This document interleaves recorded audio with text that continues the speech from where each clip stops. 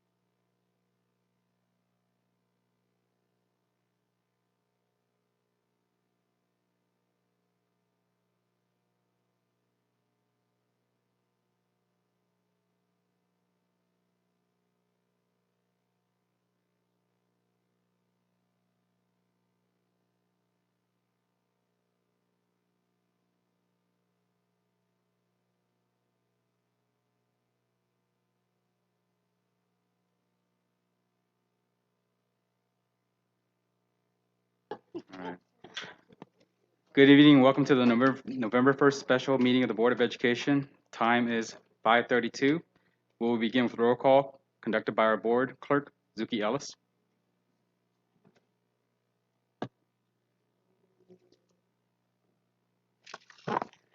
Director Broderick, Yes. Director Allen, Yes. Director Kopp, Yes. Director Carrillo, Yes. Director Ellis is here, Director Vu. Here. Here we go.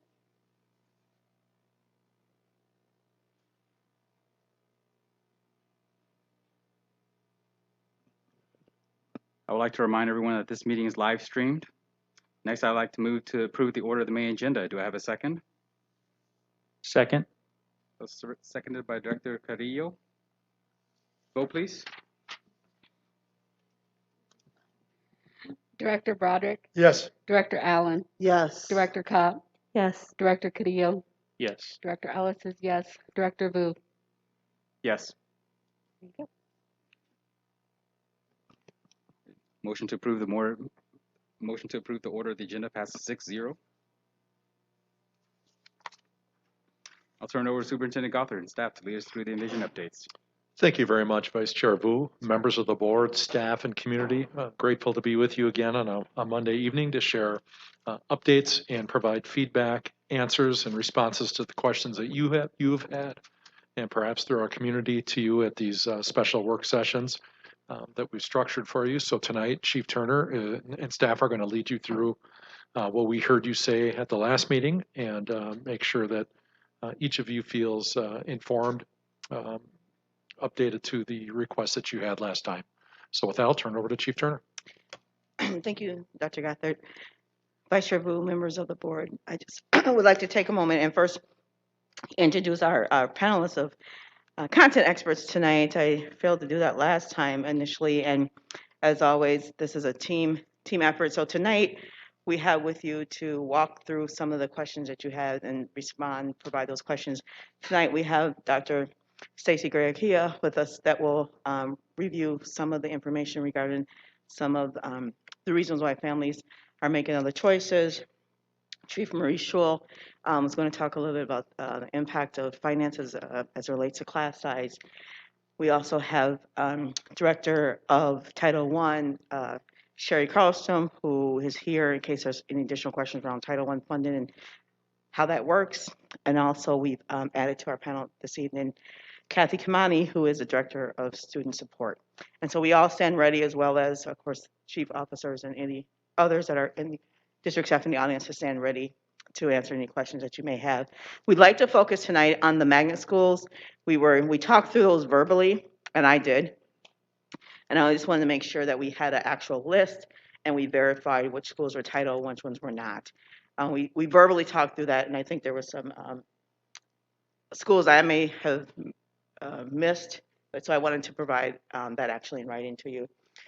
Also, there's been a number of questions regarding class size and the kind of what's ideal class size and how much would that cost if St. Paul were to consider that. And we have some information to share with you about that. I believe there were questions about charter schools and what are charter schools in the city of St. Paul, and we have that information to review for you. And then finally, we'd like to close out with, there's been a lot of discussions about why have families left, why are they making other choices, and we do have some years of data where we've asked families as they've made other choices. We would like to share that with the information with you tonight as well. Then, of course, as always, we'll continue and quickly go over the upcoming engagement opportunities for families. So just to clarify, there was a question last time about which schools are actually magnet schools and if they receive Title I support or not. And so I just wanted to provide this as an opportunity to review. So the schools in Area A that are impacted and their magnet status are Area A is Latour du Nord, Parkway, and Phelan, but that includes both Phelan Lung and Studies as well as Dual. Latour du Nord and Parkway are district magnets, and Phelan are regional. And you can see within that area which schools actually qualify for Title I support, which ones do not. And then as we continue on throughout the city, get down to the Area D, Area E,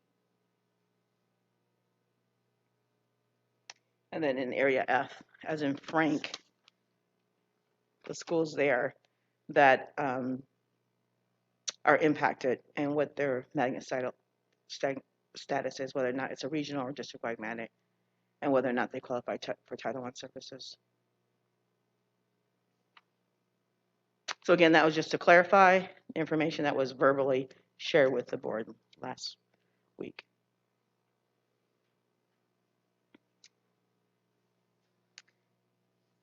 And then as we begin to look at class size, we'll have a discussion point for after, once we go through the class size prior to we get to the information that we share with families to have any questions. So if you would hold your questions after the class size piece.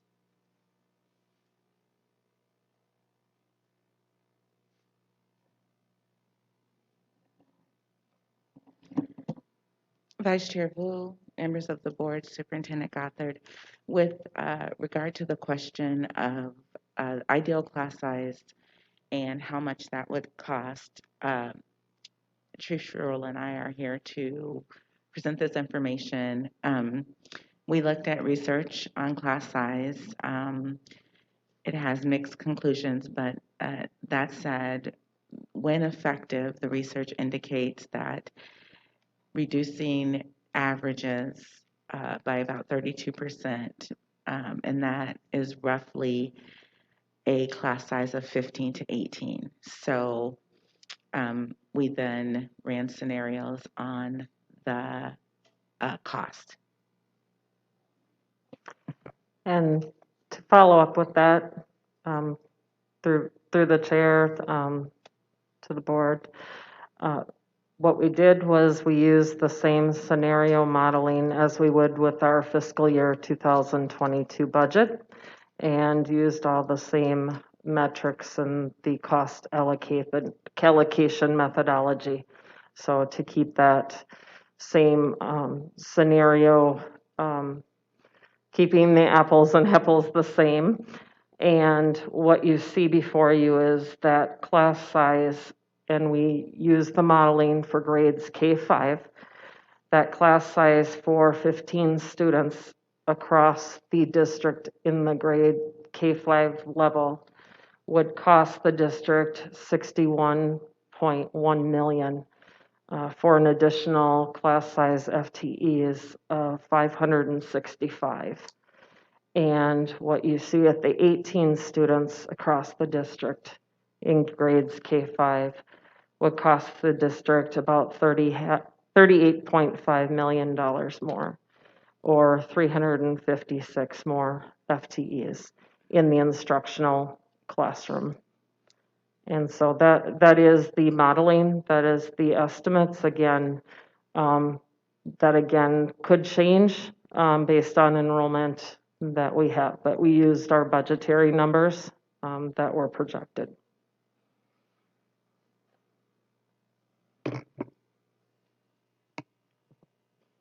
I think Vice Chair Vu and members of the board, we stand ready to answer any questions specifically related to class size or the magnet school.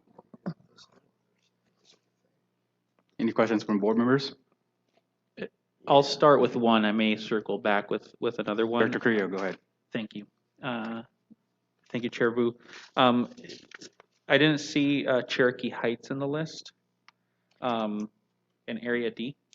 What's the, am I missing it? If it's not, what's the status of that school in their Title I status? I would like to know that. Through the Vice Chair Vu and Director Creel, Cherokee is not a magnet school. It does offer the Montessori curriculum to the families who live in Area D as in dog, but it is not considered a magnet school. Although I would invite Director Sherry Carlstrom to provide the Title I status of Cherokee.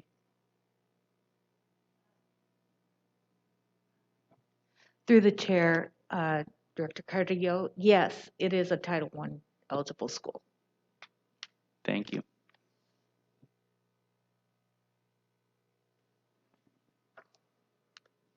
Dr. Allen.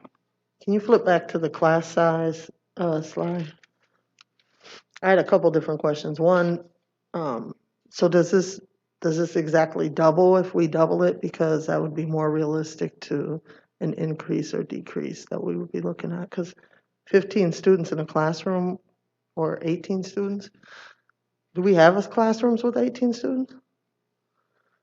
That's not any of our classroom caps at all, is it? No. So I'd love a realistic, like looking at what does it cost to run. Well, this says K through 5. So I don't know. You could give me an average. So a third grade classroom, and then a realistic of what it would cost to reduce the enrollment in those, or classroom size down, and what that cost would be, because this, I get that it reduces it by 32%, but if we quadruple these numbers, you know what I mean? It's number games going on here. So I can't figure out, what is the realistic of what's happening. That's what I'm stuck on. I need a more realistic representation. Through the Vice Chair, Director Allen, I think, so thank you for that piece of feedback. So maybe I should do a better job of explaining exactly what this chart provides. It's trying to combine a couple questions into one. I believe it was maybe Vice Chair Vu had earlier asked, what does the data say about ideal class size? And as our REA department has began and did some research on data around ideal class size throughout the country, there's two different type of studies that we've looked at.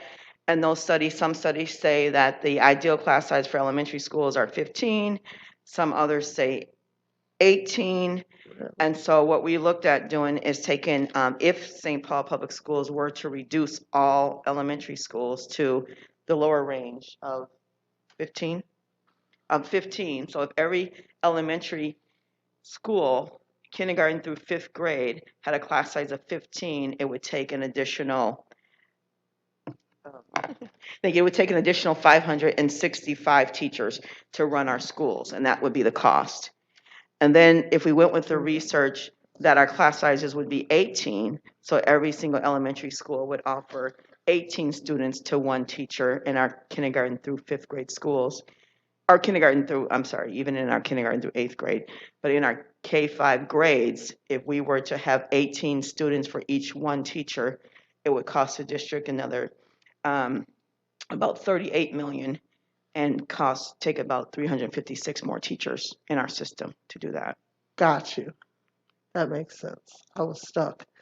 Okay, so thank you. That makes sense on what this is trying to explain to me. It still doesn't tell me, like, how much does our classroom block cost? I wanted to see that too in comparison. And then, did you get your question answered? Okay. Because I was interested in the answer. I'll let you go. I'll let you go. Through the vice chair, Director Allen, I'd also just through an ideal class size in comparison, we currently budget about 1,329 FTEs. So in comparison, over what we currently budget in the K-5 area, we are looking at the additional 565 FTEs or 356 to compare that to. I would also defer to either the chief of schools, Andrew Collins, or the chief of academics, Kate, to elaborate a little more on the averages in classrooms or what they actually see as being the classroom averages for a comparison also. But this was a model that was run around the ideal. Through the vice chair, and I'm sorry, Director Allen or Director Vu, I apologize. The question's Director Vu. Director Allen, thank you. Director Allen, thank you. The research on class size really stems from the Tennessee STAR or the Project STAR report, which was done in the late 80s. And in that class size research, what was taken was looking at student groups as low as 13 to 17. So comparing 13 students to 17 students in a classroom to the comparison group was actually 22 to 26 students. And so that's the research that most people cite that is pretty deeply reviewed and has a lot of longevity. And what it showed is that there were impacts on student achievement at that low class size 13 to 17. So you see the percentage of 32 because that was the reduction from the average that the STAR report looked at in order to get those gains. And what they also found was that there were gains at the youngest levels, and some of the gains also helped with the identification of students who were struggling. So those are the three main findings. Their class size is popular with parents, and there have been many statewide, across the country, many legislative efforts to reduce class size. What it doesn't necessarily compare to is how investments in other interventions might end up increasing or supporting student achievement even further than class size. So there's some debate about that. We know that teaching assistance as an intervention supports student achievement. We know that the research shows that tutoring is also an effective intervention for supporting student achievement. So the research that you're seeing here that was utilized is based on that Tennessee STAR report from the 1980s. And I think Chief Collins can give a little more about what we introduced in our own district starting in 2013-14 regarding ranges, then adding the low and high poverty ranges, and then ultimately the cap size limitations. And can you add in the achievement rate, the achievement increase that happened in that? Do you know it? How much was the increase?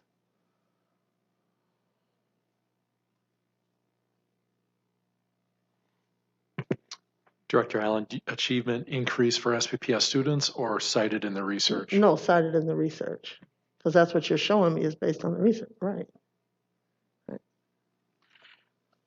Through the Vice Chair, Director Allen, I literally have the STAR report with me. It's hundreds of pages, and I would be happy to look at the effect size and get back to you with that information. I'll check it out. It seems real interesting. It is a fascinating report, and it has been replicated. All right, thank you. Through the Vice Chair, Director Allen, I think just to reiterate what I heard Chief Turner say in regards to the slide, when we think about in terms of the class size of 15 and 18 students, again, that's the costing that's based upon the cost right now would be considered almost zero, right? Because that's what we allocated. We allocated almost 1,400 teachers and prep teachers last year. So the statement that is in bold, that's in quotes, how much would it cost for SPPS to meet? This would be additional costs in addition to what we're currently doing. There's a range of by building, by grade levels that when you think about kind of class size, when you get down to the lower teens, those are sections, individual sections that in some cases we don't have in St. Paul Public Schools. There might be an anomaly here and there, but then there's some reasons why. But typically in terms of what's allocated to buildings is an allocation that would align with the average class size to meet the contractual requirement per class size and still stay within the total budget parameters. So again, these costs would be in addition, additional FTEs to be able to get down to those numbers based upon what was allocated to buildings. Thank you.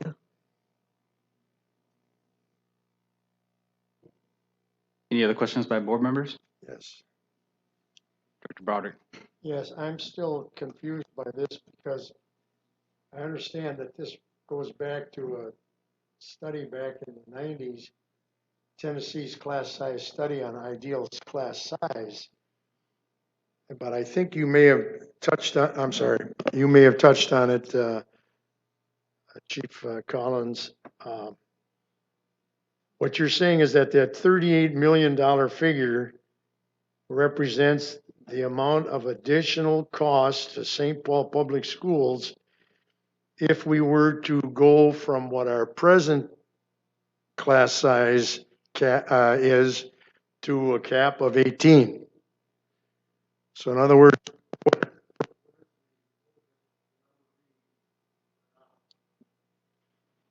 class size.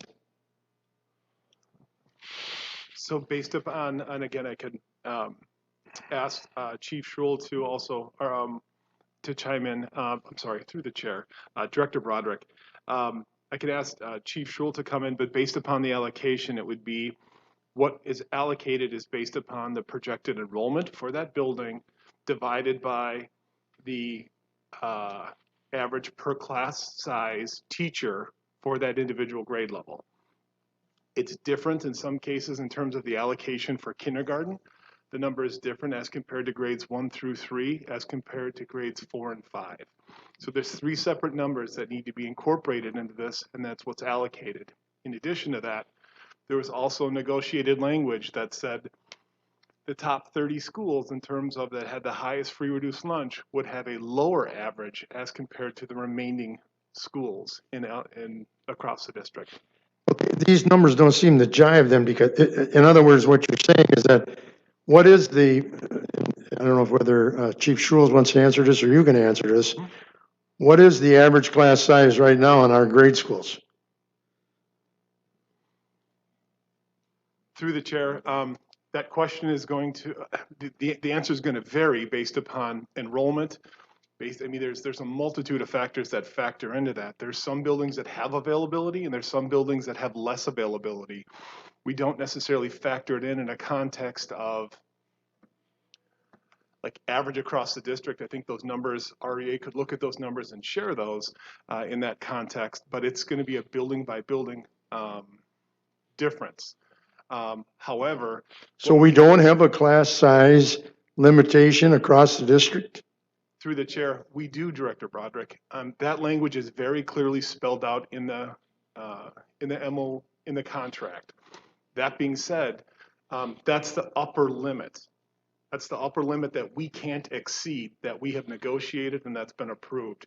And so it's that upper limit is in terms of what we allocate in that conversation through budgets, through the buildings. All right, so then forgetting about what the actual number might be at any moment in time, if I were to say, what you're saying to me is that you cannot tell me what the average size of a grade school classroom is in St. Paul at any minute?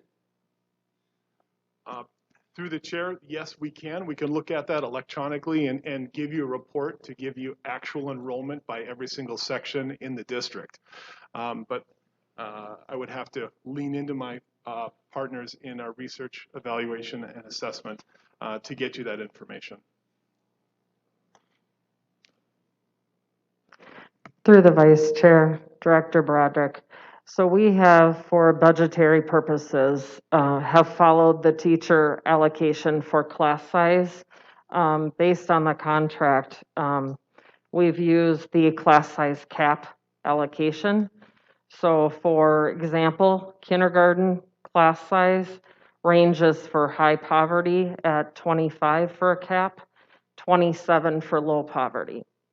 And for grades 1 through 3, for high poverty is 26, for low poverty is 28. And then for grades 4 through 5, I'll just go through that range of K5.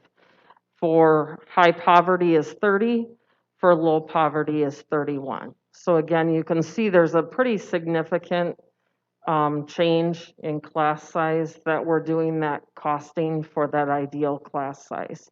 So you're looking at, you know, kindergarten, the 25 to 27, grades 1 to 3, 26, 28, and 4, 5 at 30 or 31, depending on the high and low poverty, to going to either 15 or 18 students per classroom. And that's what we were running that scenario for you this evening, is to do some costing as was requested by the board to show what that ideal class size would look like, just hypothetically a model to show you what that cost would be.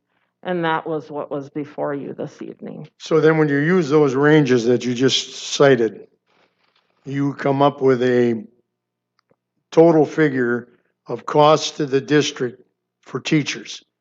And you would have a total number of teachers. Correct. And now what you're saying is that if we were to go to 18 per class, the ideal size of whatever's ideal, this 18. Now we're going to need 356 teachers more. And that's going to cost us $38 million more. Correct. Okay. And then you go from 18 to 15. Are you saying that if we reduce the class size in the city of St. Paul at the grade school level by 3 students, we would need an additional 200 teachers? You are That correct. That doesn't Yes. seem possible. If you're going from 18 to 15, you're gonna, are we gonna have, is this gonna cause us to create more classrooms? So in other words, if we were to go to 15, all of us, when we talked about dreaming, they used to tell us sometimes when we had a budget windfall, well, now you can dream. So if we were to dream that we could have 15 kids per class at the grade school level, and we would need to get down there from where we are, we would need 565 more teachers. Where would we put these people? We wouldn't have enough classrooms. I mean, our structurally, we don't have enough building space right now to have the number of classrooms necessary if you're only going to have 15 kids in every room. I mean, that's just common sense. If you walk through a building and you got 35 kids in every room, you don't need as many rooms. But if you're going to go across the district and have 15 kids in every room, which from a teacher's point of view would be, oh, that'd be wonderful. I could feel like I was Socrates. But you know what? We can't do. Then we'd have to really get Tom Parent going to build some buildings, because we got to have more buildings if we're going to have more classrooms. I mean, I guess this whole slide, I don't know if of any practical advantage to this thing. Am I barking up the wrong tree, Superintendent Gothard? No, Vice Chair Vu, Director Broderick, we're simply illustrating a model to you to just show a cause and effect. If we were to do this, this isn't a proposal that is before us in any way, shape, or form. We haven't been asked to allocate classrooms at 15 students per class. We are showing you that by the research and what they consider in the Tennessee Star Report to be ideal in terms of starting to see some of the impact of small class sizes on achievement, these are some of the ranges we'd have to get to in order to see some of that effectiveness based on class size. So in other words, it goes back to, and I'm going to pat myself on the back a little bit, because I just said this the other night. In my experience as a teacher, and of course I taught primarily for my entire career, I taught 12th graders, which is, that's a different thing than teaching second or third graders, believe me.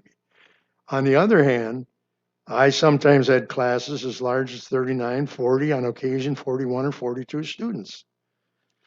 If you were to say to me, I can reduce that for you across the board so you'll never have more than 30, that'd be good news for me. But it wouldn't be the kind of thing that's going to tell me that I'm now suddenly going to be able to have a real transformational change. I don't know if that's redundant or not, that I'm really going to be able to really teach differently, and I'm going to have a much more ideal teaching situation, and kids are going to learn more if I go from 38 to 30. Now,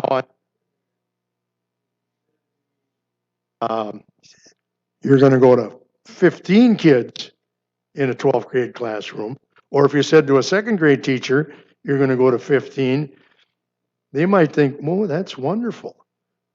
But the reality is, and that's why I'm wondering the value of this slide, the reality is what the slide is really saying to us, we may as well not talk about this ideal 15 kids in a room, because we can't put in terms of the money.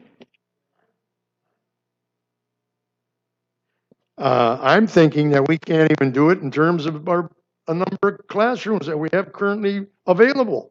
So I almost think looking at slide 7 is an exercise in futility.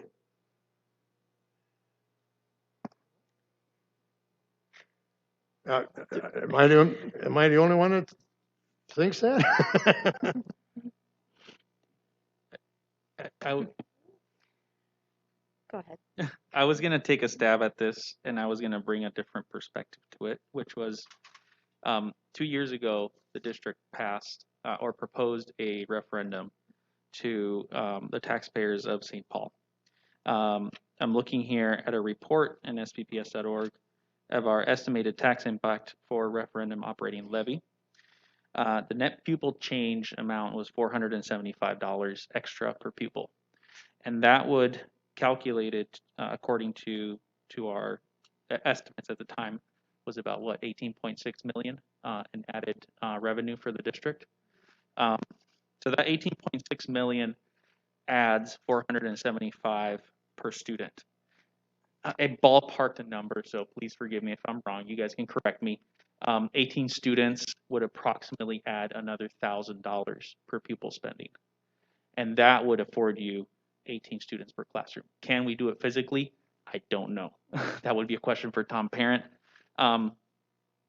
That trajectory is going to reduce class size, and that trajectory would be an investment by the district.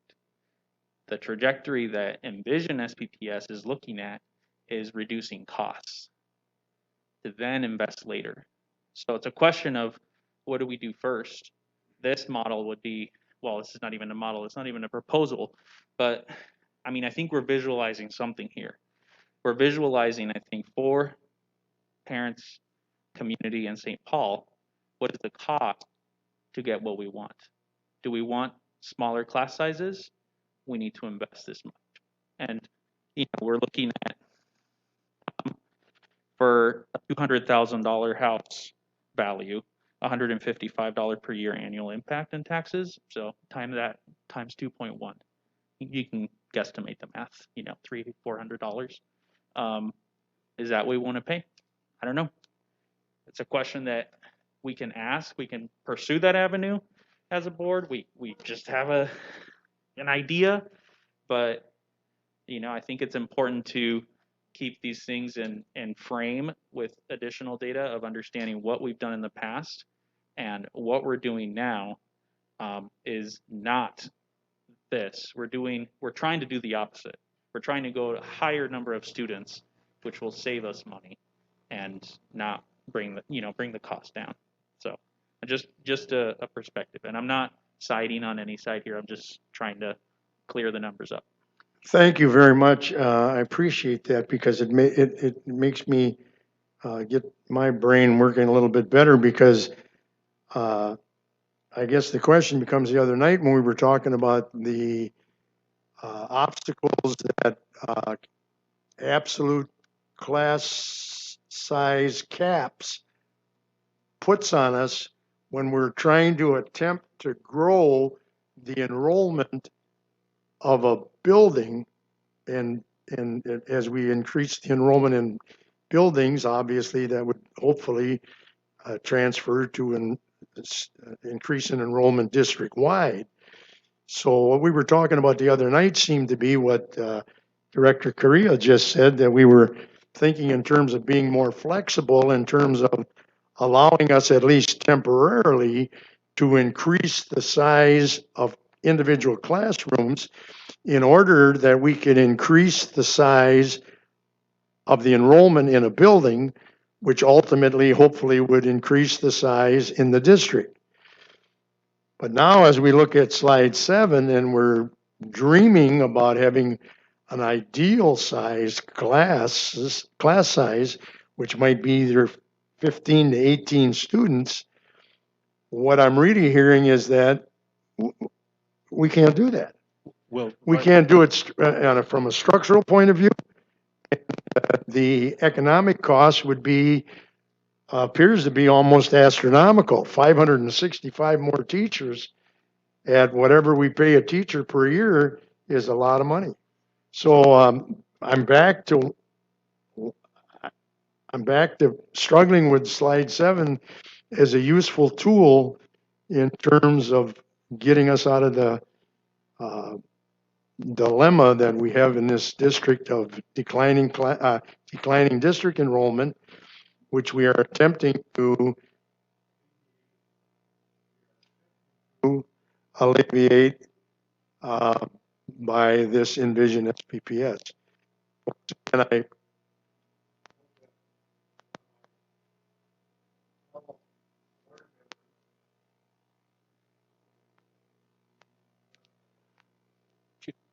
Vice Chair, through the Vice Chair, I'd like to just provide a perspective to Director Broderick and also Director Carrillo. First, this is literally, we are only answering a question that came up.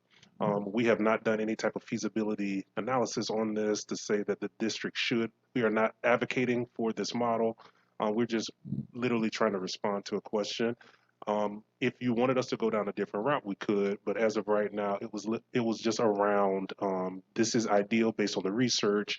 These are the numbers if we were projected. I agree with Director Broderick in that there are a lot of other things that we as a district would need to think about if we were even to think about something like this, such as the amount of teachers that would be even needed to implement this. We still have vacancies right now. So we are not advocating. I guess that's really what I'm trying to say. We're not necessarily advocating for this. We're just trying to answer the question. If you were trying, or if you were asking us to go down a different direction, then we could and bring different information and research to you. But I just wanted to clarify that. breaking up too. Are we all breaking up? Except for me now with my new microphone? Thank you very much, Chief Baker, because I guess that what you're saying is that you're presenting this to us because that happened to have been a question that was brought up. You're certainly not bringing this forward as something that is going to help us in terms of the challenge that we have between now and November 16th. We through the Vice Chair, that is correct. And in that, we wanted to make sure that we're responsive to board members' questions. We also wanted to make sure that you understood the research that is out there around class size. So we felt like that would be helpful. But as to your point about alleviating to your decision that you would need to make on November 16th on going this direction on an ideal class size of getting us down to 15 to 18 students, we do not think that that would be an appropriate direction and path. Yes, and back in 20, whenever that was, when we were involved in negotiations and talking about absolute cap size, I know at that time we talked a lot about the difference between range and absolute cap size. And then and of course, even when you talk about a range, what happens at the building level is that if an individual teacher has a class that goes beyond the range, then they view that as a violation of the range, but in a sense, it's a violation of what they see as an absolute cap size. And so I think I'm trying to connect this conversation with the conversation we had the other night when we talked about class size limitations. I guess that was CSL. Huh? So I'm glad that you all indulge me, and I better stop asking questions, but I'm still a little bit confused.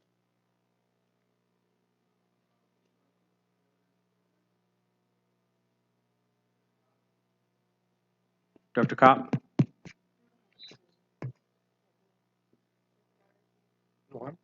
Do I need to turn this off? Oh, you got your own. Cool. All right. Hello, hello, hello, hello. All right. So I just had a question about when we're talking about high poverty and low poverty schools, and that there's a difference between enrollment, kind of those cap sizes. And someone I know will correct me if I've got this wrong, but as I understand, it's like basically when we look at those rates, it's basically the first 30 schools are considered low poverty, and then above that, like we're talking about like elementary, for example.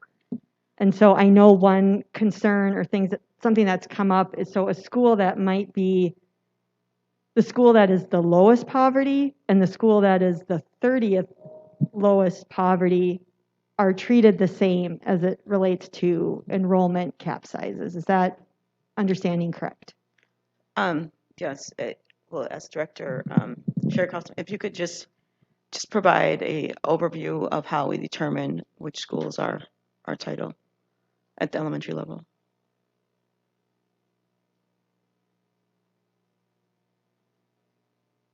Yes.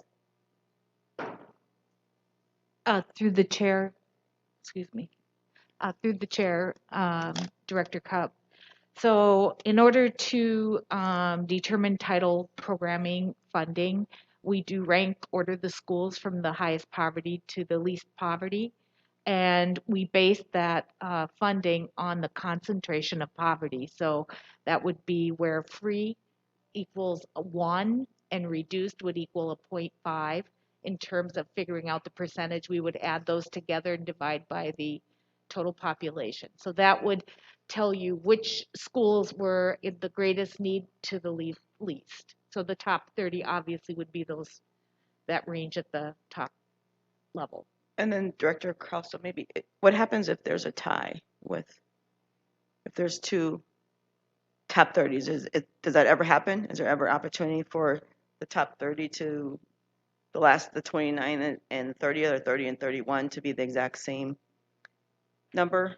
Or you'd have to consider both of them, or can you walk us through what happens if that occurs? To determine the top 30. So is there ever a case where there's a school that is right on the bubble of one school might be, they both might be 30? Or does that never happen?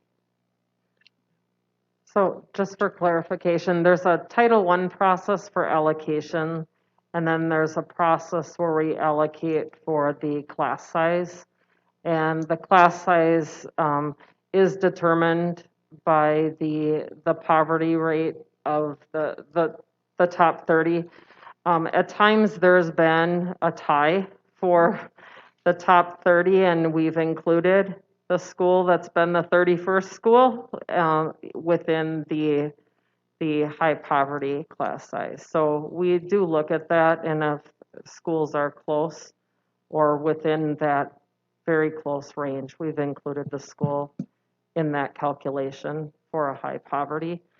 Sometimes it's been out to the thousands of calcs, and we want to make sure we allocate appropriately. So what Sherry was referring to is there's also a process to allocate Title I funding that's also utilizing a formulaic poverty rates and calculations. So there's a couple different allocations in which we use formulas for poverty. So again, yes, we have looked at schools that tie or very close and adjust accordingly. Okay, thank you. Yeah, I know it's just something I've heard from school communities that find themselves maybe in that bubble, in that space where they might be in that same class size range as a school that has a very different picture, just because of how things shake out, year in, year out. And so that's probably not a conversation exactly for tonight, but I think for the future, if we can look at supports for kind of those schools on the bubble and what they might need, that's maybe different, because I think when you start looking at the range, there are some definite bright lines that we start to see. And so just for future consideration. But I appreciate the response and the clarification. I know there's lots of formulas we're talking about. Appreciate that. Any other questions by board members? Just one real quick one. I promise it'll be Go quick. ahead, Director Bowder. Is the mic working now? Oh, thank you very much. Thank you, technology. Once again, help me out with the arithmetic, and maybe I'll look at Chief Schruel. We had additional class size FTEs for 15 students would be 565 additional teachers beyond what we have right now. And what are we figuring for how do we come up with that costing us $61 million? Is that the cost just for salaries, or is that the cost for those additional classrooms we're going to have to build?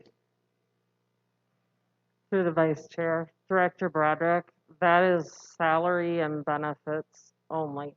That is not any infrastructure costs or building costs. That is salaries and benefits only. And I can't do the arithmetic. Well, I used to be good at arithmetic. What does that figure out to be cost per FTE? Sure, that is, I believe it's 108,121. If you do that division, that is our average elementary FTE average salary for fiscal year 22. 108,000. That's 121. salary, benefits, the whole Correct. 9 yards. Thank you. Any other questions by board members? I just had a quick question about slide 7 to make sure that I understand this correctly. So research on class size is varied with mixed conclusions. According to the research that we're using here, recommends us going by 32% to achieve the ideal outcomes. Was this research done with a school district of similar size and demographic makeup?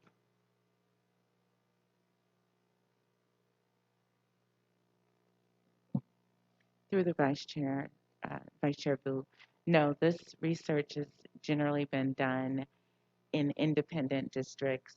Specifically, the STAR research was done with a district in Tennessee, not a similar district as St. Paul. Dr. Chair, can you elaborate more on what independent means? Through the Vice Chair, Vice Chair Vu, the research that is cited here that we looked at to determine the conclusions has been independent research done across the nation. So generally, the research is done in independent districts. By independent, I just mean different districts, not necessarily parallel to St. Paul Public Schools. And usually the research is done by identifying a large enough group to see some differences. So the districts will generally be larger so that there's enough classrooms to do the research, but we haven't determined how similar they are to St. Paul Public Schools. Okay, thank you, Dr. Achea. And just going through the list, 15 to 18 students, and the cost and additional FTEs. I just have a question about why does the cost increase as we reduce the students? It's just very simply. Can someone explain that? Vice Chair Vu, basically what you're doing is you're putting less students in a classroom, so it's requiring more teachers across the district to have, you're basically adding more teachers. Currently, what I had told or said our current class size caps were, they were more in the higher 20s to 30s. And so as we put less students in a classroom for that ideal class size, you're basically going to add more teachers. In this case, for St. Paul schools, it's 565 to get down to that student level of 15 in a classroom. And some of those classes currently we have, across the district, and I can provide more data on that costing, would cost the district $61.1 million. If you have 18 students in a classroom, so you would have 3 more than the 15, then your cost is at 38.5 million or 356 FTEs. So again, what our current model has is there's caps at different grades that we currently budget for. So there's a different range going on versus across the board at a K-5 level. This is the scenario that finance was provided to do this costing, to answer a question. Thank you, Chief Schroll. That's all the questions I had. Thank you. Vice Chair, members of the board, there was a question last time about the number of charters in the city of St. Paul. And I think as we look at this slide, it's very important to note that there wasn't any analysis done on this particular data.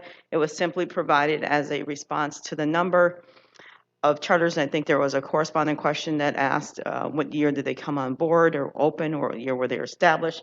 So as you can see, there's about 31 charters currently in the city of St. Paul. Hope Academy is scheduled to add a high school component to their program beginning next school year. But right now, as we sit today, those are the current number of charter schools sitting in the city of St. Paul. And as you can see, about every other year, there's been additional charter schools added over the last 10 years, since 2011. Those range in size, anywhere from less than 100 students all the way up to the largest charter school among college preparatory academy has about 1,000 little students.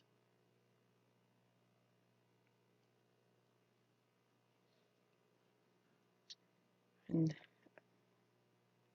Vice Chair Vu, members of the board, before we go on to look more deeply at some of the reasons why families are making some other choices, is there any clarifying questions that need to be addressed regarding the charters?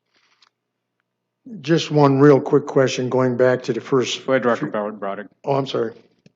Going back to the very first slides, and I think maybe I'll wait and ask this later, but I'm still concerned about the schools that are listed as being closed and whether we will be satisfying all of the legal requirements to be able to do that, if indeed we were to do that on November 16th.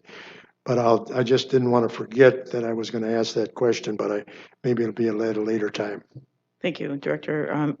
Through the Vice Chair, Director Broderick, duly noted, and we'll bring that, make sure we mention that at towards the end of our presentation this evening.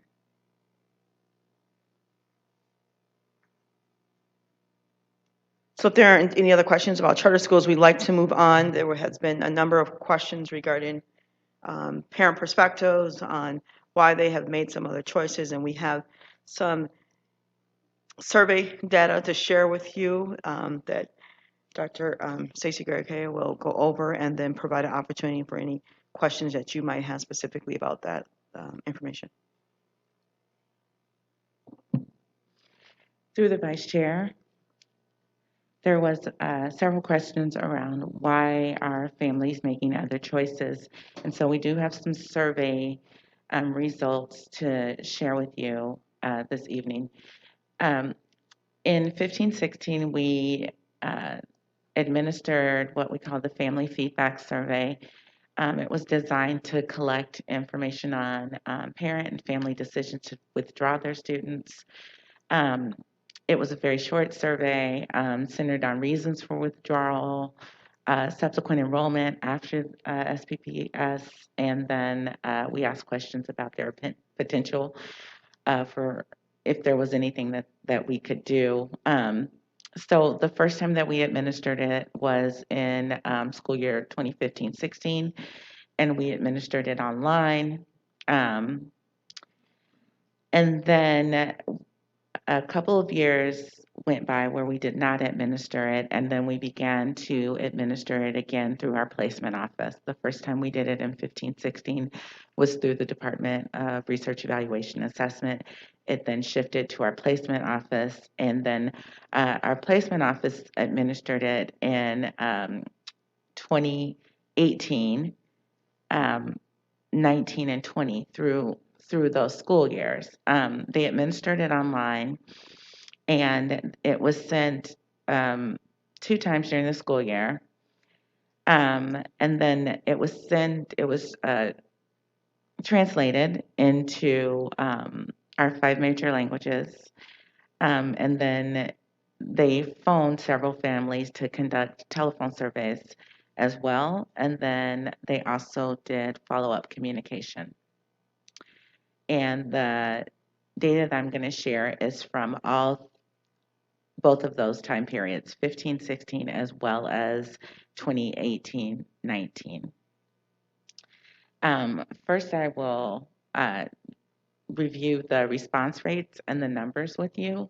So during the school year 15-16, we had roughly 1,800 families that left during the year. We administered the survey to all of those families, and these are the numbers of families with students. Many of them had more than one child. So it's not a direct number of the number of students that left during the year. We received 49 responses back, and we had a response rate of 3% at that time. And then you'll see the next rows are broken up into windows where the survey was administered. So it was administered the first time to families that were enrolled in school year 18-19, but they didn't come back, and they were enrolled for school year 19-20, but they did not come back. So that was about 2,100 families, and then we received 205 responses at that time for a response rate of 10%. Then the next window was for families who left at the beginning of school year 19-20, which was, again, the pandemic school year. And so that was the first semester. So it was in between September and the beginning of January. So that was 576 families. We received 49 responses for a response rate of 8%. And then the next window was that January for school year 19-20, which would have been January 2020. 185 families, 35 responses for a response rate of 19%. What you're going to see is all of them together combined. So the number of families is a combined 4,654. The combined number of responses, 334. Response rate of 7%. So we will share the results that we've gotten, and this would be a good time to go over the limitations, because this response rate, as you see, is 7%. We normally would like to see something like a 30% response rates for surveys, and so this is considered a low response rate. The results that you're going to see are not generalizable, and so we have to be very careful making and interpreting the data that we see, and be careful that they are not generalizable to all of our families that left anywhere in these windows. And then also that these responses were anonymous, and so they reflect families that had children in our district anywhere from pre-K to grade 12. So we did ask race, and I have that data for you, but we don't know if it's elementary or secondary or high school. And we're not really sure if they had more than one child, where those children were. We do have numbers on how many school-age children were in the family, but this could represent any grade and any school. And then the last caution is that the responses reflect the family experiences with regard to their child's exiting and leaving their enrollment. Because they're not generalizable and they could reflect any grade level and any school, we don't necessarily know that the responses are reflective of the entirety of their experience in St. Paul Public Schools. We do know that the responses that they gave are very directly reflective of their reasons for leaving. But we don't know anything about how many years they stayed before and their reasons for staying prior to this point in time. I'll start with giving you just some information before I do this slide. So we did ask some demographic information, and 47% of our respondents identified racially, ethnically as white. The next highest percentage identified racially, ethnically as Black, 18%. And then 13% identified racially as Asian, and the same percentage, 13%, identified as multiracial, and a smaller percents, 4% identified as Hispanic, Latino, and then 2% American Indian, and there was 5% that did not identify at all. Most of the respondents had between 2 and 4 children. Nearly 65% of them said they had between 2 and 4 school-age children. And there was a question about where they live currently when they were responding to the survey. 62% said that they lived within the city of St. Paul. 39% said they lived outside the city of St. Paul. There were really 2 major questions in the survey, and this is the first one. Both of them are what we call multiple response or select all that apply questions. And so the first one asked them about reasons that they ended their enrollment in St. Paul. And they could select all that apply. So the data that you see here, the percentages that you see will not sum up to 100%, and that's because they could select all that applied to their particular situation. I'll show you some comments afterwards that are taken from these choices. This was a choice response, but they could write in if they had other comments, and some of them did, many of them did not, but some of them did. So what we see here is that 305, that was our total number of respondents. 32%, which was the highest percentage of the reason that they made other school choices or ended their enrollment in St. Paul Public Schools, was that they moved. 17%, and then it drops pretty noticeably from the 32% to 17%, which is almost 1 in 5 felt the school was unsafe. And that's 51 students, and then, I'm sorry, not students, 51 respondents. Then moving down 16%, and that's the percentages are shown with rounding. That's why there's a difference between 50 and 48. But the next percentage, 16%, responded that the school start time did not meet their needs, as well as they did not like the class sizes. And then again, 13%, the next 2, academic rigor and the school staff was not approachable. And then the numbers get smaller and smaller down to we needed a preschool option, we had family in other districts, and we did not receive transportation. I do have some quotes, and these are comments that were taken from people who decided to write in comments. And I added these so that they could kind of illustrate some of the stems that we saw on the prior slide. So the quotes here are meant to be representations, not necessarily, they're not all encompassing of all of the reasons. This is not generalizable, but it's nice to have comments as another perspective when we're looking at survey data. So they don't stand alone. They really do stand with some of the the stems from the prior slide. The first one, our daughter has ADHD and could not thrive in a large chaotic classroom. The teachers had too many students and behavior issues to deal with. My daughter was enrolled in preschool program. The class times were very inconvenient. I also have a daughter who was enrolled in third grade. Trying to enroll in both in a before and after school program was a nightmare. So then we see a family with more than one um, school age child, part of that 65%. Too much busy work, not enough depth into subjects that interested my child, poor advanced learner education.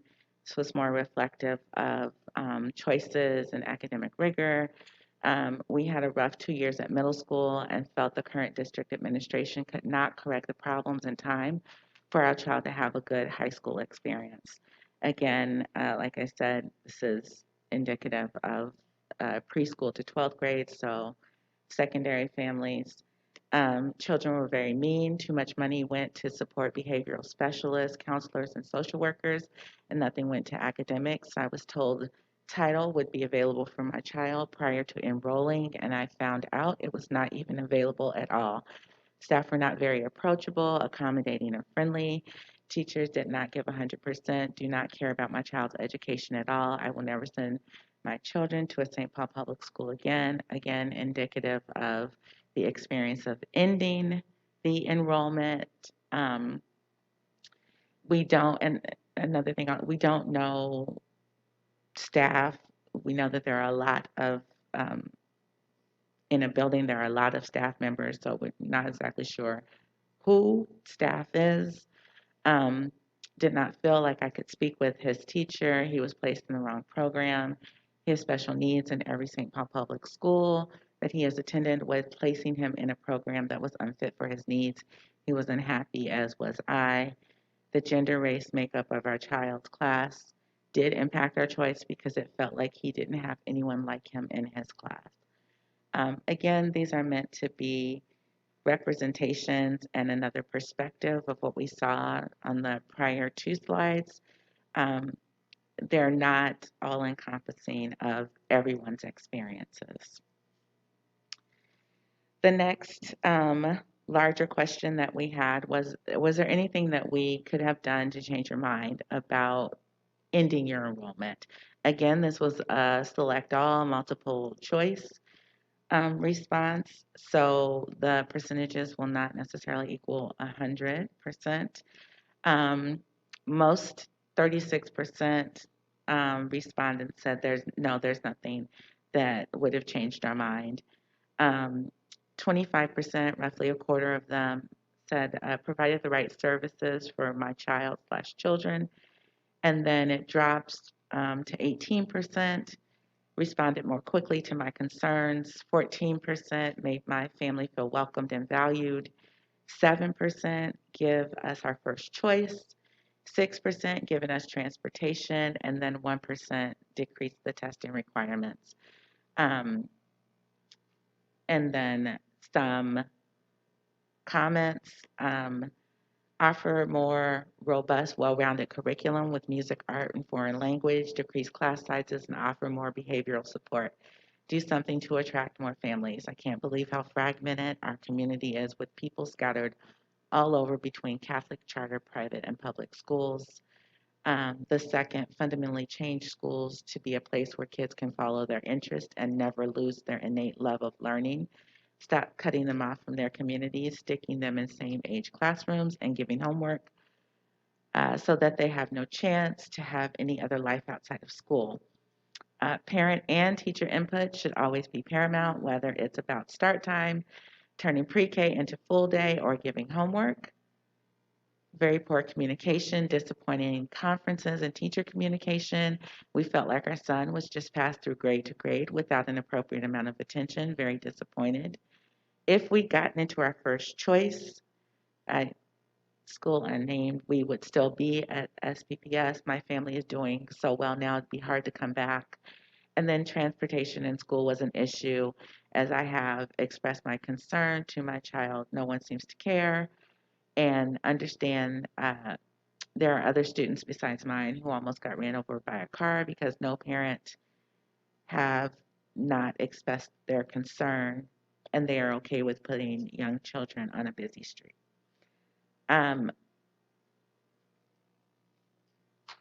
And with that, I will be happy to stand for questions. Questions by board members? Director Ellis. How many questions are on the survey?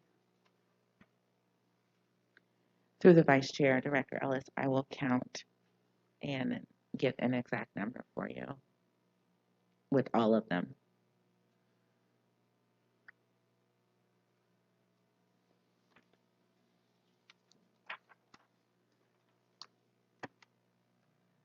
And then I just have a couple of other questions. You said that there's sometimes a phone survey conducted. You can do it online. So how does that process work? So if I'm calling and saying we're moving out of St. Paul Public Schools, does someone automatically send me a link via email? How is like the exit survey done? Through the Vice Chair, Director Ellis, the first year it was done after the families left. We pulled the contact information and then we sent it to them. Since then, it's changed. And through Vice Chair Boone, Director Ellis, since that time we've improved upon the process our attempt was to try and get the information sooner. So as we look at students who have missed 15 consecutive days, that's when we begin to look at the data and sending it out. So it typically happens within a month after a student is no longer considered to be enrolled, which we consider 15 consecutive days. Okay. And then, so on the other side of the family feedback survey, do we send a survey to families at the end of the school year that just ask how did things go? Did the school year go well? And what were some challenges?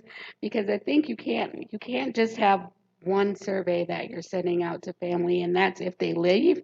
Why do they stay? Right? And so we got to build on that. That's information that we need, and we should be asking that several times a year. And so that's one going to give us insight when we're having to make really big decisions that's going to have an overall impact on the district. And two, it helps us get better. You got to hear what you're not doing well in order to try to fix that and adapt it and change it. And I think that's really important to what we're attempting to do. And we don't have any of that information that would be helpful. And the way that we're collecting that now is sort of in this reactive way instead of in a proactive way and in partnership with community, which is why everybody is pissed off at us right now. And so I really want to get us away from that and be proactive about reaching out to community and saying, we need to hear from you because this is really important to how we do our work to support our kids in the city and in our schools, but also because we can't do this without you. And this is supposed to be a partnership, right? They're trusting us with their kids. And so we have to be thinking differently about how we connect and engage. And engagement looks like a lot of different things, but I think this is a place where we really need to be building. Vice Chair, you're absolutely correct, Director Ellis. Taking notes on that and duly noted. We will, one of the things that we have learned with our survey is our tool as part of the strategic plan. As a district, we made the decision to invest in a particular tool that allows that flexibility and nimbleness to look at changing questions and how we respond. We can respond a lot more quickly and make changes. So I think that is something that we can do. I anticipate that some schools are asking families, but from an aggregate level, from a systems level, that isn't something that we have provided, but we could look at providing that in the future, what that might look like. And just to answer your other question earlier, it's 10 questions that were on this most recent survey. And then I would just say, I understand that our schools may collect that, but there's a benefit in collecting it at a school level, but there's a benefit to trying to figure that out district-wide too, right? Because in my school community, I'm in my school community, but how is that having an effect on the district as a whole as it's making decisions that will impact all schools, right? Any other questions? Director Allen? I'm kind of disappointed it was only 7%. So I'm wondering, are we looking at it from another angle, like maybe looking at complaints that come through the ombudsman office and then somehow there's an abrupt removal? And I know that those parents probably won't come back and do a survey because they're mad, right? But how do we look at those complaints and align them with the abrupt removal and use that data to shape how we're moving forward? So we can have information beyond that 7%.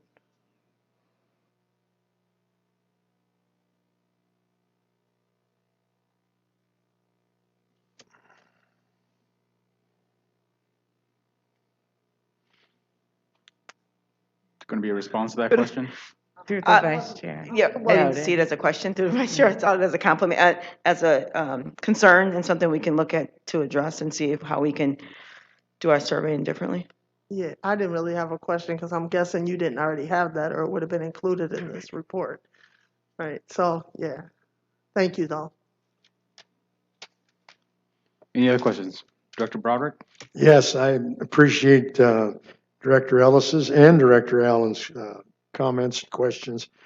I want to go back to what Director Ellis was talking about in terms of us getting feedback continually and on a regular basis, and particularly from our satisfied customers. Since I injured my leg in the beginning of September, I've spent time at clinics and hospitals and therapy and all this sort of thing. And I've already completed several surveys asking about whether I was satisfied with my visit and whether I was satisfied with the service that was provided me. And interestingly enough, I'm so very, very grateful with the medical attention that I received that I was given all kinds of 10s and 4s and whatever the best number was. But you know what? And this is a dilemma because we get many of those kinds of things on a school, and we talked about this a couple weeks ago. I think I remember looking at Chief Baker and talking about this systematically being able to get a handle on that, because we do get feedback anecdotally and we do get contact between teachers and staff at the building level, and many of this is very, very, very positive. In fact, we get some wonderful relationships between parents and students and teachers and staff in our buildings. Happens all the time. This is part of St. Paul being a family. But I don't know if we're doing it as systematically as well as we should so that we can have the kind of data, because I was so happy to be able to fill out these surveys, letting those people know that I was absolutely pleased with my visit. And I would like to think that many of our parents that come to our buildings are absolutely pleased when they're there. And so I think Director Ellis's question about that was really on the mark. And then what Director Allen followed up with. And I think we need to do this. We just need to do a better job of finding out what do our parents want, particularly when they do, and not just when they leave. Found out that they walked out and slammed the door when they left. Well, we know what they're going to say. But how about the people that are coming in there every day and having a good time with our staff? I'm rambling, I'm sorry. I do have one real quick question. If you turn back to slide 13.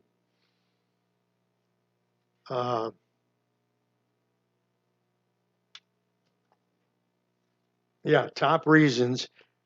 Is this the top reason for a particular family? So does that mean that means then that if a family gave more than one reason, it's not included. In other words, they're not, I'm having a hard time saying what, I think the statistician that I'm looking at knows exactly what I'm asking. In other words, well, let me just give you an example. The school felt unsafe, 51, 17%. We believe our children were harassed, bullied, 38, 12%. Now, if a family said they felt the school was unsafe, that was their top reason for leaving, then they are not included in the my child was harassed or bullied, which is 38. But if you put those two together, which they are so similar, the school's unsafe and my kid gets bullied. If that's two different groups of people, then all of a sudden now we're up to 89 people who think the school is unsafe for their child. Am I reading this chart wrong? Through the vice chair, Director Project, unfortunately, yes. The the re, the question is set up to select all that apply. So we did not ask them to rank, or it's sometimes you see give your top 3 reasons. It was completely open, select all that apply. So if I ended my enrollment in St. Paul Public Schools because the school felt unsafe and I believe that my child was harassed and bullied, then my response would show up in both of those rows. We don't have at this level of analysis, we have not broken out. These are not necessarily unique counts. If they were unique counts, then you could combine them the way that you articulated the question. But because we don't have any way at this level of analysis of determining unique counts, um, we will probably be, I'm comfortable saying that there is duplication. So the likelihood that if I answered um, the survey, the likelihood that I would show up in 2 similar categories is high. I'm concerned whether the title of the list is mislabeled. But what you're saying to me is that if a family said both things, school's unsafe, my kid got bullied, that would show up, that would be, I'm just guessing that if you said the school's unsafe, you may or may not have also said that my kid got bullied.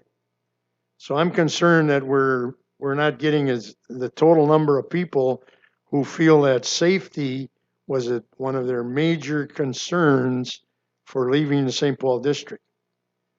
And as you recall back when we were talking the other day about the students winning and the study that was done in 2017, and I know I'm being repetitious, but well-rounded education,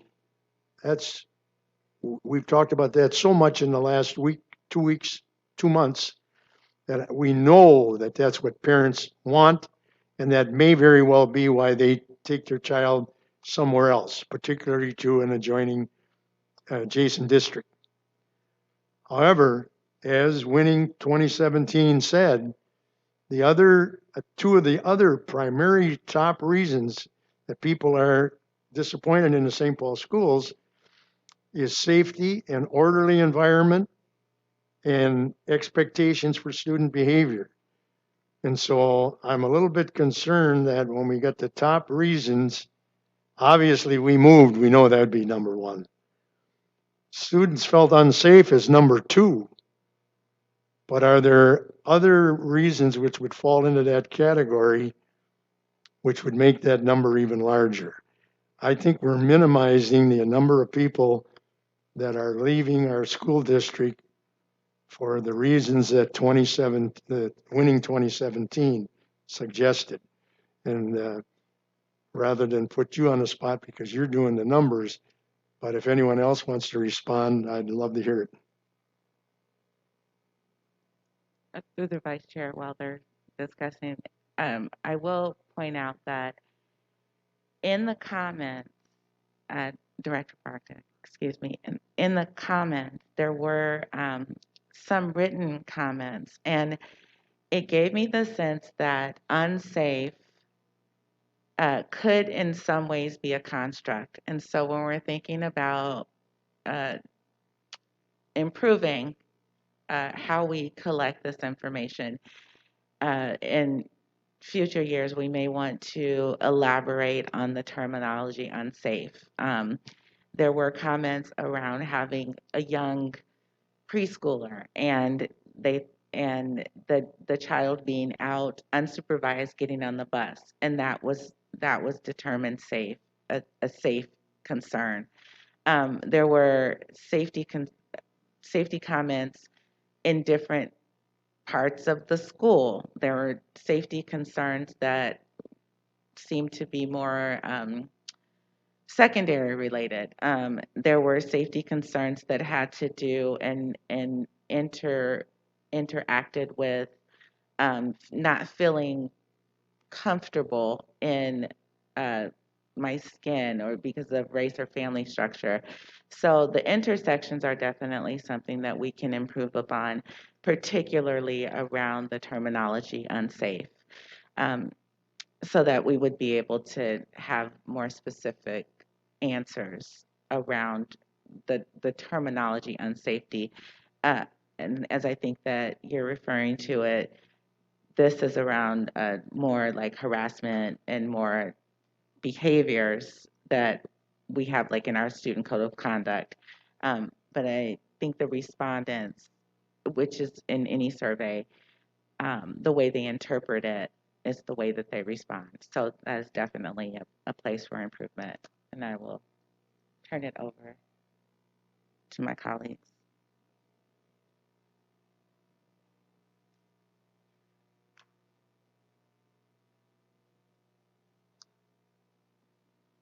There always seems to be a reluctance to talk about those words, safe learning environment. When we had our committee in terms of security and emergency management, sometimes people had very a hard time talking about this.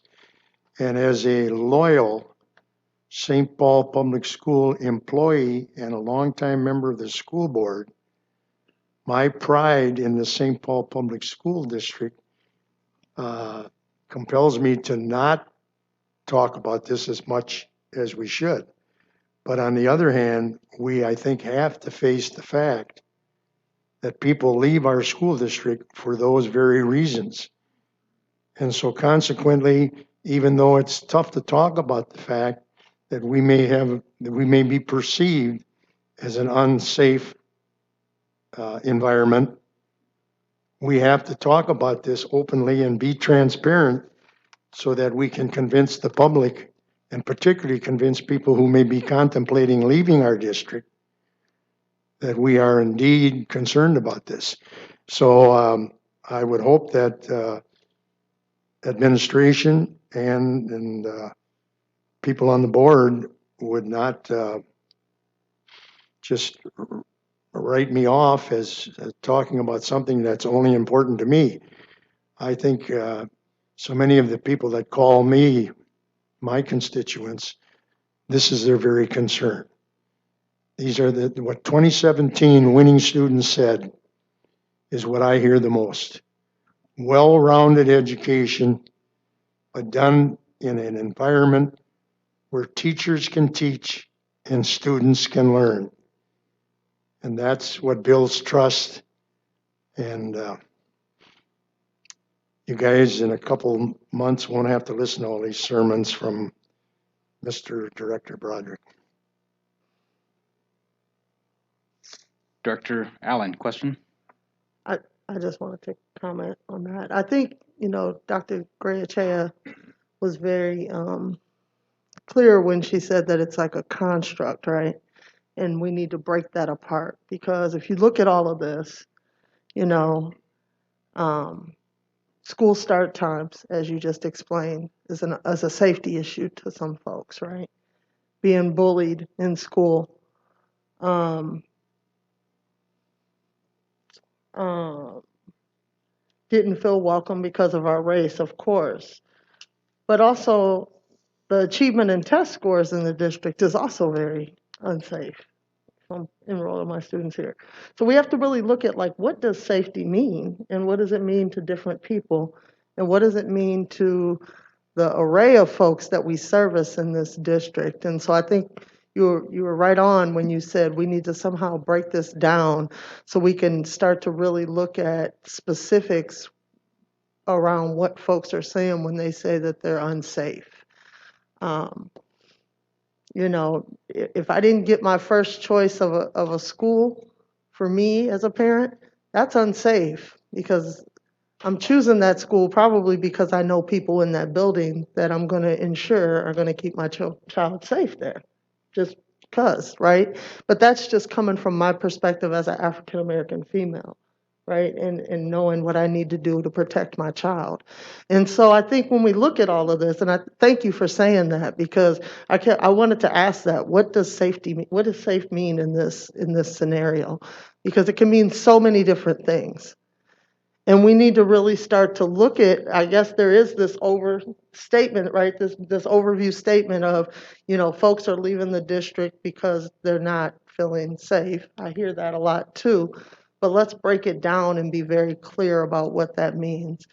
Are they not getting the social emotional supports that they need? And so they're causing violent conflicts, right? That's very different than me enrolling a student, my child in a school where I don't know anybody.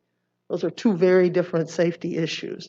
And so we need to really start to break that down and look at it specifically and start to address, I think that's what Director Broderick is saying, and start to really address those voices that are saying that they're not feeling safe in our buildings and start to look at that. And I think there's lots of ways that we're doing that.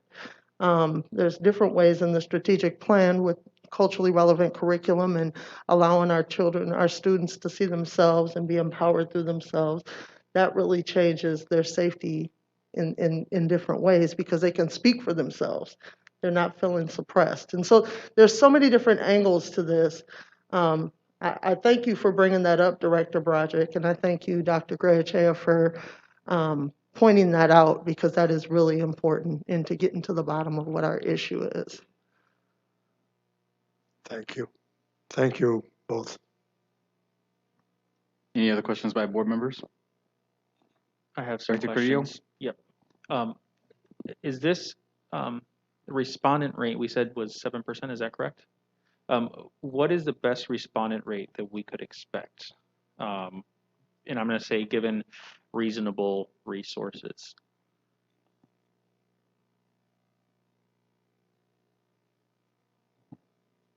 Through the Vice Chair, Director Carrillo, that was a very good question. Given resources in this particular context of exiting Yes. enrollment, I would refer back to something that Chief Collins said a couple of meetings ago, which was sometimes we don't know that they're leaving. We don't know that they've left until we get a request from another district, in which case they would be unlikely to respond. But given that, given a couple of things, one, what we saw was more than half still lived in the city, and knowing most of them moved, and then reducing the impact of the pandemic, which contributed to a lot of instability in general, I think we could at least expect a double that amount of 15%, perhaps 20% if it was, I would say in this situation, probably 20% is high. Mhm. But I think something like that would be um, something that we would shoot Would, towards. let's say, doubling the number from 7 to 14 give you enough confidence to be able to say these are the reasons why the students are leaving as a survey metric? Or would you still be like, it's hard to say what the error level is on the percentages? Is For the it hard? vice Yeah. chair, Director Carrillo, it would still not be enough to be generalizable, particularly given the profile of the typical respondent. If if we found that that changed and we did a little bit more analysis on who was leaving by student, maybe linked it up a little bit more, um, I might have a different answer, but currently the way that we do it is anonymous to give families the opportunity to really say what they want to say. Um, it wouldn't be enough that I would say it was generalizable. Mhm. But over time, if we had continued similar responses, even with interventions, we might start to see a trend, which would not be great, but it would probably be more generalizable. But it would still be post fact, right? Like, many years later. Correct. Yeah. Okay. That leads to my second question, which is, could, and it's really a follow up to what Director Ellis mentioned earlier. Can't we survey to predict where the issues are? Couldn't there be some sort of a continual survey of every parent and student who is rising grades? I mean, we have so many touch points with our parents to be able to measure. Director Broderick mentioned medical care, and I think of another analogy, which is if I'm starting to have issues with my health, I will go to the doctor before I'm in cardiac arrest, hopefully. Um, Sometimes we don't get to choose those things. We have contingencies that happen and we have a crisis. But most cases, we can access care and receive, a certain level of information about what's going on. My cholesterol's too high. I have, something that they see on a scan that they need to look at, a biopsy, different things that could happen. But I want to say that we can and we should try to measure what's going on in our schools. We it's been how many years since we started really sharp decline in enrollment? Maybe 5, 6 years, 7 years. And so I'm concerned that as a district, we haven't prioritized after 7 years of declining enrollment, finding out what's going on and finding out about individual schools. And I really speak about this not in a punitive way. We would use the research or whatever we found out to punish the schools because we've proven that doesn't work. What we need to do is we actually need to utilize our data to bring together our community, school community, leadership, uh, the parents, and even the community partners that are participating in that school site to be able to understand what's going on. Oh, all of a sudden, our parents are not so happy. What's going on? What change happened? Is it staffing? Is it, did something happen at the school site? The construction? Is there outside factors that we need to take into account? And I really think that we're, I don't know, I'm a little unhappy that it's been 7 years and we're starting to have this conversation. Or is maybe, as Director Broderick has mentioned, it's been a reiterative conversation that has led us to the same place. So just some thoughts, but would really encourage to see some concerted action around this. Thank you, Director. Director Cobb, questions? Yeah, maybe a question, but more maybe of sort of tying a few threads together here. I think there's a benefit always in evaluating there's a balance, I guess, in finding out why people leave. And then I think to Director Ellis's point, like why people stay. And I think for a long time, the emphasis has been on why people are leaving rather than why people are staying. And so I like the shift in focus to really understanding what's working well for families. Not that we shouldn't or can't, to Director Carrillo's point, like understand kind of and maybe predict some things that are going on. So I think that there's an opportunity here to find a balanced approach between those two things. And I will share my own personal experiences I have before as a parent who did enrollment work at a school where the mindset shift that happens when you stop chasing people who don't want to be where you are and start looking at the people who are in front of you and asking what they need. I mean, I can't really even describe how powerful that is. Just that mind shift of why don't you want to be here to saying, look who is here. Look who wants to be here and how can we better serve them? So I think all this conversation has been very valuable. And then how do we pull that together? And I think this gets to maybe a capacity issue in our ability to survey in a precise way that gives us information that we need. Is that people resources we need? Is that dollars? Because often when we're talking about budgets, people are always saying, cut administration. Well, this is something that administration does and needs to do and could be a value added component of our plan going forward. Can anyone speak to what kind of a capacity could look like to do this kind of project, to do it well, to give us good information? Thank you. Through the vice chair. I don't know if this microphone is working. Can you hear me?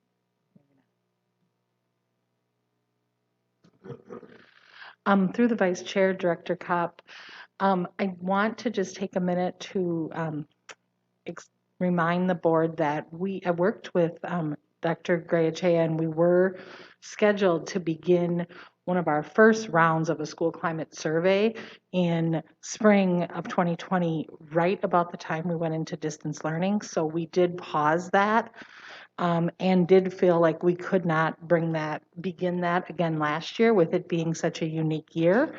I believe that we, in the next few weeks, have a meeting on scheduled to begin picking that up, and that has not left on my to-do list for sure, to look at what type of school climate survey could we use ongoing with staff, students, and families. And I might also add to that, directors, that is, positive school and district culture is our number one strategic focus area in the strategic plan. It's the number one. I mean, I can't disagree with anything I've heard on the dais, and that's why it came to the surface. And those are intentional efforts with many others to do just that.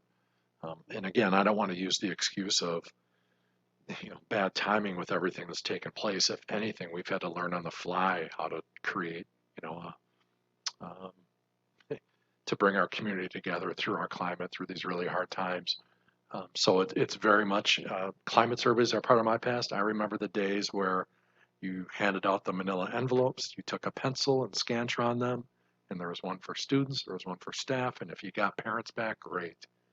With doing them electronically now, I think it can lend itself multi-languages, and also to get some pretty quick return rates that can be analyzed electronically too. So we should be able to use the technology. The question is, are we asking the right questions, the right number? Are we getting the response that is able to be nuanced, as Dr. Achea was discussing with some of the constructs of these, some really high level questions in terms of the information that we're looking for. So all things considered, I'm convinced that the team is going to come through and do this. They know it's a priority of creating a positive school and district culture.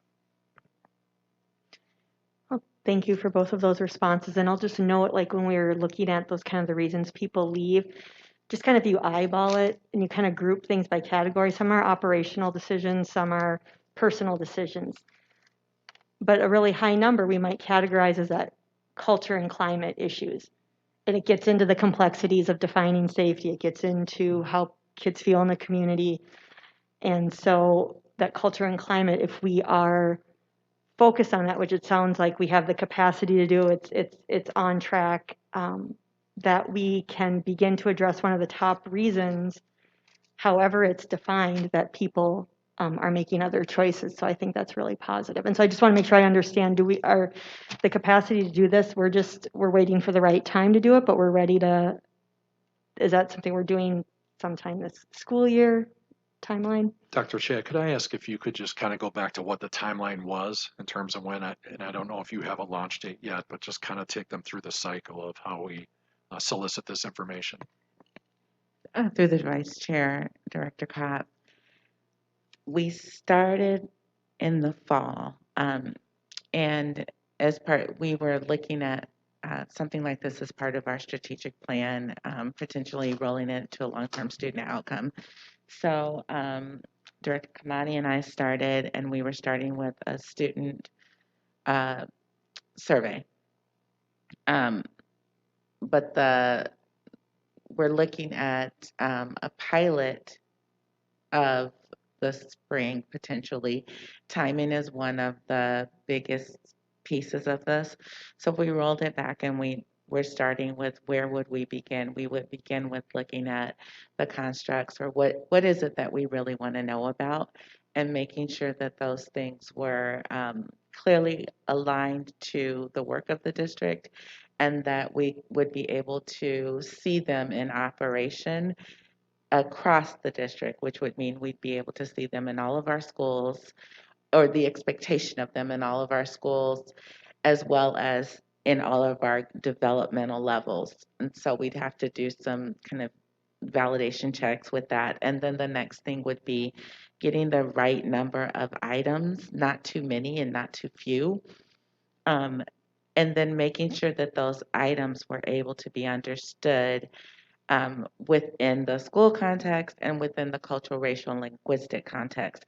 So we do a couple of tests, having people read them out loud, and what does this mean to you, which is where we could untangle some of those constructs about safety. And then we would pilot it. So actually the technology and the actual capacity to actually administer is probably what we have the most infrastructure for, and we're best suited to do. It's of course, the planning and making sure that we get the items right, at least for a pilot. And that is where we were when we stopped everything. But I think that we're ready to pick right back up, and that we could at least have a pilot for in the spring. Not too close to assessment time, but in the spring. Yeah, that might change the results just ever so Yes. slightly. Thank you for that timeline, and thank you to all. This is wonderful to hear that this is work in progress. I think there's so much that's been happening. It's easy to forget that these things have been, that we've been working towards these goals for a bit. And one thing I'll offer in closing is I remember when we had that wonderful presentation here from the Equity Committee work groups, we were talking about, I believe there was a presentation about surveys and taking input. And if I'm remembering this right, there was we were talking about the possibility of some kind of open-ended thing that, like as hard as we try to get just the right formulation, there's going to be something on someone's heart that isn't going to quite fit, and how do we make a place for that? And so I don't know if that's possible within the framework, but that's something I remember from that presentation that seemed very important for us to consider with any surveys we do going forward. But thank you, everyone. And Director Kopp, if I could just quickly follow up before we move on. Again, the traditional climate surveys, the questions are like this. At my school, there's an adult who cares about me. At our school, adults respect students. At our school, the rules are fair. So we definitely need some nuance to try to really get underneath the surface of those, both linguistically, but even more importantly, what is that answering? What is it that we are going to do if that's a yes or no response? Are we going to teach the rules more? That's not necessarily going to lead to better behavior. So we want to get deep. We really do. And we want to understand our students and our community, and where there are any gaps and how we serve and come together in community. Any other questions by board members? Okay, we can continue. Vice Chair Vu, Directors of the Board, Superintendent Gothard, we'd like to move now to the engagement next steps.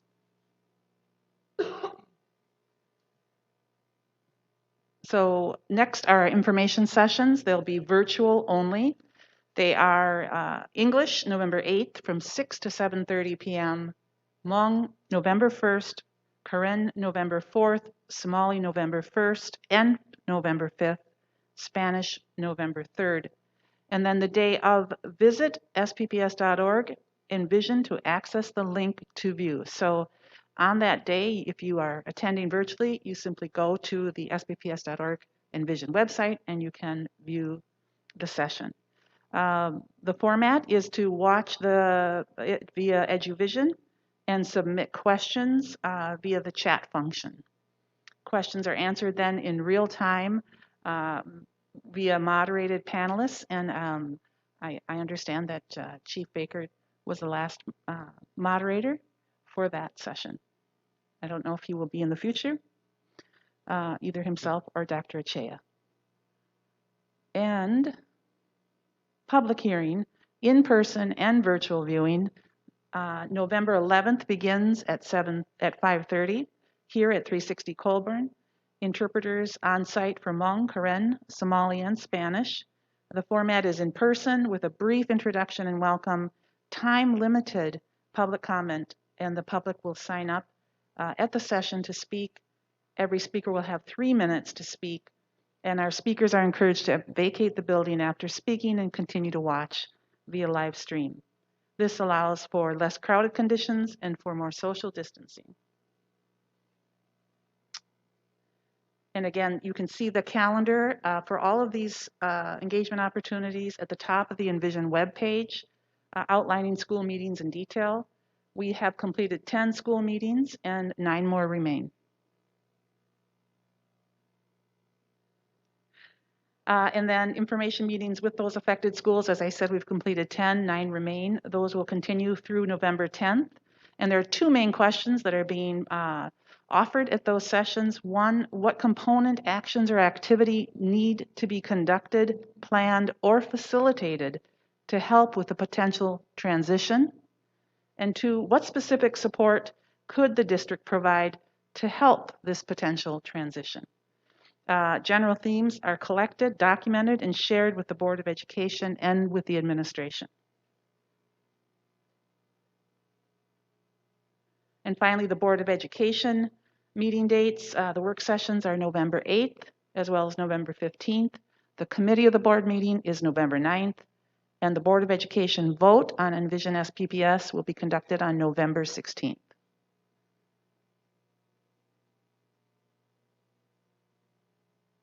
And if questions arise, our general public, our families, our students can visit the spps.org Envision website or email directly to envision@spps.org, and they will get a response to their question. And that concludes our presentation in this portion of it.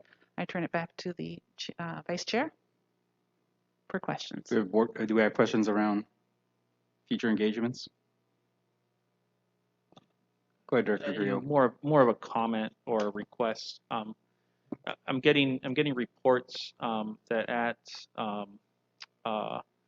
the engagements that are happening at school site, not school sites, but really at more than anything, the like for example the Spanish dual language engagement. There's concern about ability to speak freely and being cut off and forced to answer that predictive question. The questions are guided to essentially say what is going to happen if this gets decided. And a lot of parents and staff may actually be wanting to express their feelings. And I would encourage the administration to let that happen and not just force parents to either answer the question or be silent. And I think that's a concern that I have. I think we're trying to shoehorn answers instead of actually listening. And it's just making the conversation a little bit more tense, I would say. Thank you, Director Creel. Any other questions by board members? Dr. Kopp? Is this an appropriate time for kind of general questions, or do we want to stay with engagement opportunities? We can stay with engagement, or we can go general. Okay, I'll just, since I'm here, I just have a few things, and these are just follow-ups from our listening session last week, things that I heard and things that I'm just hearing from communities and just my own wonderings. I did want to thank the team that facilitated and kind of organized the listening session last week. I've heard from community members who are not necessarily happy about the recommendations, but felt that what we hosted here felt compassionate. People felt heard. They felt safe to express themselves. And I think that's a credit to everyone who was involved in the planning, and to folks up here that's been good feedback from people who are hurting right now. And so I think just carrying that forward, compassionate listening, above all, as we're going forward, seems to be much appreciated. So just a couple questions for maybe a future meeting, or is understanding that so we have in some of our recommendations, there are federal Study 3 programs that might experience a merge, a disruption of some kind. Are all of those pathways well understood? Should this transition, should these recommendations go forward? I would like confirmation, and that families know what if their student is in a federal Study 3 program that might be affected, that they know what their pathway in future may look like if the recommendations are approved. And this is something I requested last week, and I believe it's coming in a future meeting, is just some of those transition specifics. And again, not to get ahead of what might happen, but for some folks, understanding what might be available in transition, I think is an important conversation to have. And so just confirming that presentation is coming. I'm also interested in a financial, I don't know how to describe exactly what I'm looking for, but I think when we're talking about the impacts here, I know early on we saw a slide that said, if we do nothing, there's an impact on school communities in terms of, more schools become unsustainable. I think something as board members is our responsibility to be good stewards of district finances and its future, to really have an understanding of the impact of what we do. And I will leave that to Chief Schruel to interpret, and I'm open to additional conversation to better describe that. But I think we need to be, as we are being compassionate listeners, we also have to look at that other side of it to see if there's something there that we need to know as we're making our decisions, as we have a responsibility to the future health of the district as well as its present health. And I guess that's all for now. Thank you. Thank you, Vice Chair. Any other questions by board members? Director Broderick. First of all, I want to thank Director Kopp, because we talked this morning, and Director Kopp and myself, and I think two of the things that she mentioned to me, she pretty much said this tonight again, and that is no matter what we decide on November 16th, we will have to make sure that we as a board are very much monitors of the implementation. And I don't want to put words in your mouth, Director Kopp, but could you just reiterate again what you said to me this morning in terms of making sure that no matter what we decide on November 16th, what will the expectations for those communities impacted, what are the expectations that they can have for what we will provide for them as a board, but obviously staff does the work. Could you help me with that, Director Kopp? I think you summed it. I mean, it was a long time ago that we talked now, it feels like. But yeah, that sounds like about what I described, in our conversation, is just really giving people a picture of what is available to them in support And that, so we, and also so board members know what families can expect and support, and that we can be, I don't know, kind of compassionate, watchful observers as potential implementation occurs, that we can see both the successes and or identify challenges early on, so our communities aren't experiencing struggle without remedy. And so I think, yeah, so I think you've got it. Your memory is better than mine today. Well, thank you very much, Director Kopp. And then your question that you asked directly tonight, I think is very, very important, because we're at this juncture, and and part of the reason why it was imperative that we have a Envision SPPS is because we have been experiencing for many, many years a significant decline in enrollment. Whether it's an enrollment crisis or not, depends upon how you define the word crisis. But I think Director Carrillo was very, very accurate in saying that we have experienced a tremendous decline in enrollment, which when you have a decline in enrollment, two things are brought to your, you should pay attention to two things. Number one, obviously, why are we having this decline in enrollment? But then the second one, and this gets to your question tonight, Director Kopp, and that is, what has it done in terms of the economics of the district? Because part of